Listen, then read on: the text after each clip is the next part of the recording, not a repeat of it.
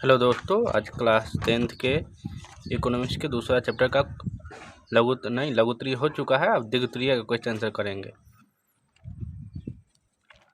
देख लीजिए क्या है कि पहला क्वेश्चन है, राष्ट्रीय आय की परिभाषा दीजिए।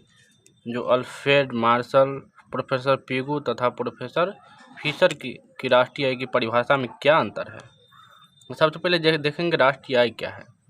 कि राष्ट्रीय आय की अर्थ समान रूप से एक देश में एक वर्ष के भीतर उत्पादित की गई वस्तु एवं सेवाओं के मूल्य योग के लगाया जाता है। जो एक वर्ष में कितना राष्ट्र की कमाई होती है।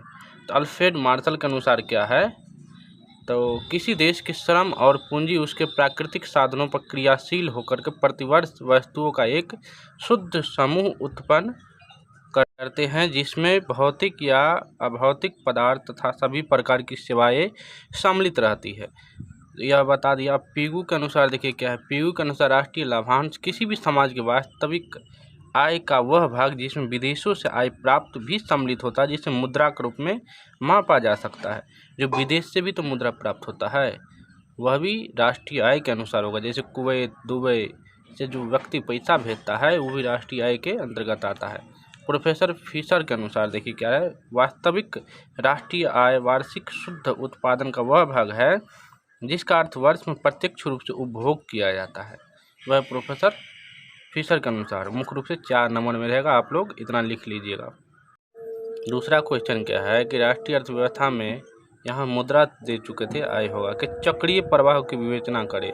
तो उत्पादन प्रक्रिया में द्वारा अर्थव्यवस्था में जहां एक और वस्तु और सेवाओं का नियंत्रण एक प्रवाह जारी रहता है, उसमें उत्पादन, आय और व्यय का नियंत्रण एक प्रवाह चलते रहता है। आय होता है, इसके बाद व्यय होता है। मुख्य रूप से यह अर्थव्यवस्था का ही एक पार्ट होता है।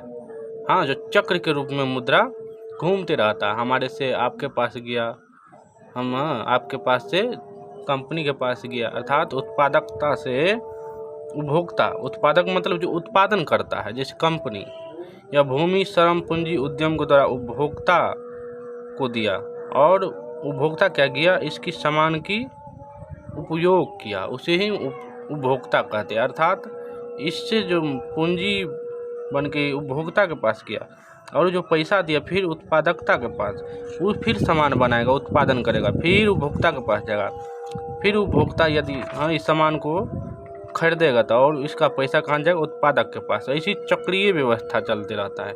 आप लोग अपनी भाषा में जरूर लिखिएगा।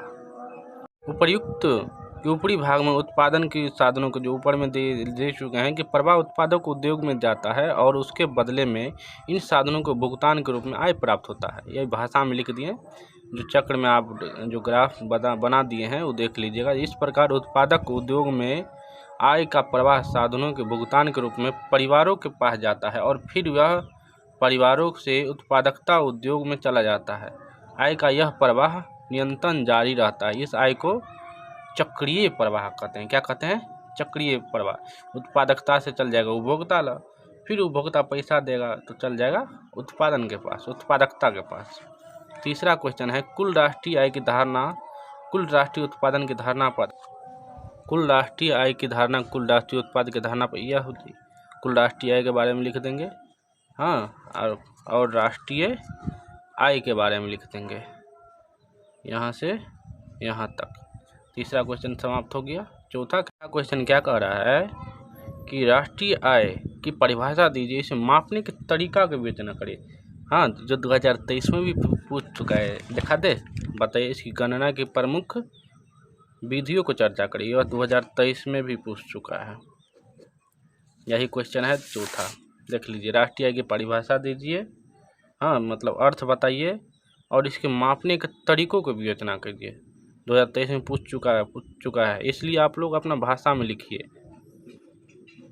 राष्ट्रीय आय की माप, यहाँ से देखिए, राष्ट्रीय आय की धारणा उत्पादन, आय और व्यय तीनों दृष्टियों से विचार किया जाता है। हाँ, जो 3 रूप से है, उत्पत्ति, गणना पद्धति, जो यहाँ से आप यहाँ तक लिख लीजिएगा, ज़्यादा लंबा नहीं लिखिए। और दूसरा क्या है, आय की गणना पद्धति, दूसरा भी लिख लीजिएगा। और तीसरा है व्यय गणना पद्धति, यहाँ से यहाँ तक। हाँ, आपको 4 नंबर मिल जाएगा यही में। आप लोग अपनी भाषा में अच्छा से लिखिए। 5वां क्वेश्चन है, किसी देश की आर्थिक विकास में राज्य की राष्ट्रीय तथा प्रति व्यक्ति आय का योगदान होता है कैसे? तो देखेंगे 5वां का।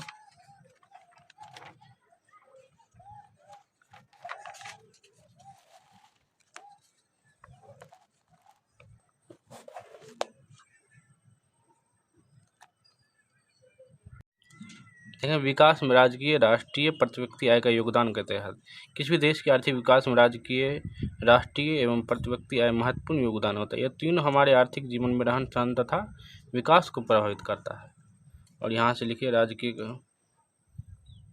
देश के अंदर विधि व्यवस्था कायम करने में लेकिन आधुनिक समय लोक कल्याण की भावना विकास के साथ सरकार का क्षेत्र बहुत विस्तृत हो गया। इसके फलस्वरूप सभी देश की सरकारें आदि द्वारा बहुत अथवा धन एकत्र करने का प्रयास करती है तथा धन की सुरक्षा, प्रशासन की शिक्षा, स्वास्थ्य, विकास व्यय।